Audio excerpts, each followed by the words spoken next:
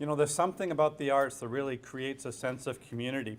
And as many of you know me, I've got a little bit of a nerdy side, and I love these science articles, and I usually read them alone. But when you enjoy the arts, you always do it with somebody else, with a sense of community. I love that diversity of thought and of expression, these new ideas that are stimulating us. The poetry you hear here, the music you hear next door, I think they really mean a lot to this community. And in this very brief time that the Strand Center for the Arts has been in existence, it's become really the premier location for this diversity of thought and of expression, not only in the city, but in the entire community. So it seems really fitting for us to today have our senator here, who I know really values diversity of thought and diversity of expression. And she's come to speak to us today. I'm very grateful for that. I'm sure you're very glad to be here rather than in Washington today. You bet. Is there anything going on in Washington today? Nothing good. So let me introduce to you one of my two favorite senators, Senator Kirsten Gillibrand. Thank Please. you so much. Thank you. Well, I want to recognize our mayor. Thank you so much for your leadership and dedication. I also want to recognize our Joshua Kretzer, our executive director of the Strand Center for the Arts. I also want to recognize Billy Jones, our assemblyman, and thank you all for coming today. It really makes a big difference that you're here. I think everyone here understands how hard it is and how important it is to fight for the humanities and the arts here in our community. Making sure that we have access to arts and humanities here in the North Country is fundamental to our families, to our students, to our community. This particular space is beautiful, and it shows us how much life and arts center like this can bring the community together, and how it can be a focal point for our community. Unfortunately, in President Trump's budget, which he just released earlier this month, he plans to eliminate the National Endowment for the Arts, the National Endowment for the Humanities, the Corporation for Public Broadcasting, I don't know what he has against Big Bird, and the Institute of Museum and Library Sciences. So if we get rid of these agencies, it would truly be devastating to communities like this one, because these are fundamental funding programs for arts across the nation. And think about what it would mean for us if we eliminated these. Here in New York, we have museums at every corner of our state, even in the most remote areas. But not every museum has the resources it needs to offer the exhibits that it offers. And so it needs the endowments to support these shows. Every small town has school children who need art and music education, including many kids who have an enormous potential to grow up and become the next generation of American cultural icons. And when they come to a place like this and see these beautiful pieces of art on the wall, it stimulates them, it stimulates their growth, it stimulates their thinking, it makes them look at a problem differently. I mean, just looking at this one painting here, you're like, what perspective did that artist use? Why are the lines different? I mean, that's something that my 8-year-old would tell me at least a full paragraph about why that is an interesting painting. Because he cares and he's been exposed to art, and that really matters, I think, for childhood development and education.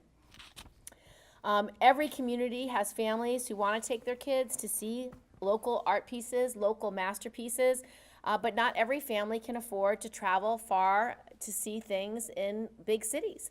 The National Endowment for the Arts and the National Endowment for Humanities and the Corporation for Public Broadcasting and the Institute for Museum and Library Services basically level the playing field so institutions like this get access to great art and great works and great productions.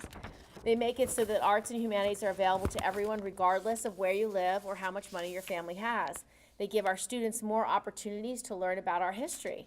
They give veterans a new lens to learn about their experiences and reintegrate into the communities in a way that's beneficial to them and their families. They give local museums more resources to teach children on field trips and to come out into the world and see things and learn things. They fund educational programs on PBS, which is loved by all children, and help them do that learning outside of school, that early childhood education that's taught specifically on that public broadcasting channel. And the economic benefits are just as clear. Around the country, there almost 3 million people are in jobs related to the creation or distribution of the arts. And here in New York, more than 5% of the businesses are related to arts and creative businesses. So it's a huge part of New York's economy. It would be devastating for our communities in our state and damaging to so many families and schools across the North Country if these institutions are eliminated. So if music, art, drama, and the humanities matter to you, our job is to raise our voices and speak out. We should post our views on Facebook, Instagram, Twitter, any social media you feel comfortable on. Spread your views far and wide. This is something about our democracy. We have to speak out. Our democracy only works when regular people stand up and demand it and demand change. And so that's what we have to do. We have to fight for these programs that we think are important to our community and to our family and to our state. So thank you all for being here, and I hope you continue to raise your voices in defense of the arts and the humanities and to make sure we have funding that hits all 50 states. Our next speaker is going to be you, Josh? Josh Kretzner, Executive Director, Strand Center for the Arts. Thank you so much. Thank you. Thank you, Senator. The Strand Center for the Arts has nearly completed the $4 million restoration of the Strand Center Theater. Approximately $2 million came from state, federal, and historic preservation grant funding. The Strand Center Theater has been identified as a major economic driver, not only for the city of Plattsburgh, but for the entire Adirondack coast. New York State Governor Andrew Cuomo chose the Strand Center Theater as the location to announce the $10 million Downtown Revitalization Initiative Award to downtown Plattsburgh. He remarked that a community who truly wishes to thrive must have a thriving arts and cultural scene.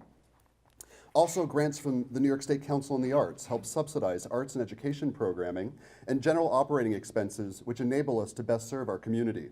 I'd like to thank Senators Gillibrand and Chuck Schumer for not only advocating for initiatives which have and continue to benefit the Strand Center for the Arts, but also for the cultural initiatives throughout New York State. I'm so grateful that you decided to come to Plattsburgh on this crazy blustery day, and I'm just very grateful that you're advocating for all the things that we need here in the arts in the North Country. Thank you. Thank you. Thank you. Our next speaker is the Assemblyman, Billy Jones. I want to thank Senator Gillibrand for calling attention to the restoration of funding for these important programs.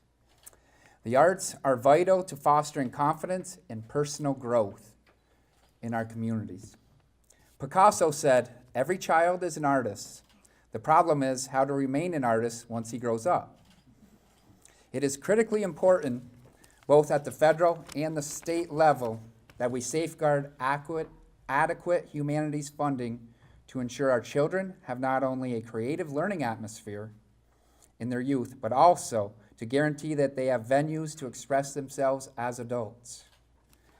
Properly funding the arts, libraries, and public broadcasting, Big Bird, makes certain that our citizens can explore new worlds and create new ones regardless of their financial ability to do so. And I just want to thank the Senator again. I want to thank Josh and the Mayor for really shining a light on this, because it's unfortunate that the light is shined on this when funding is cut. And we have to shine that light every day, because the arts are so important to our communities, and this funding is crucial.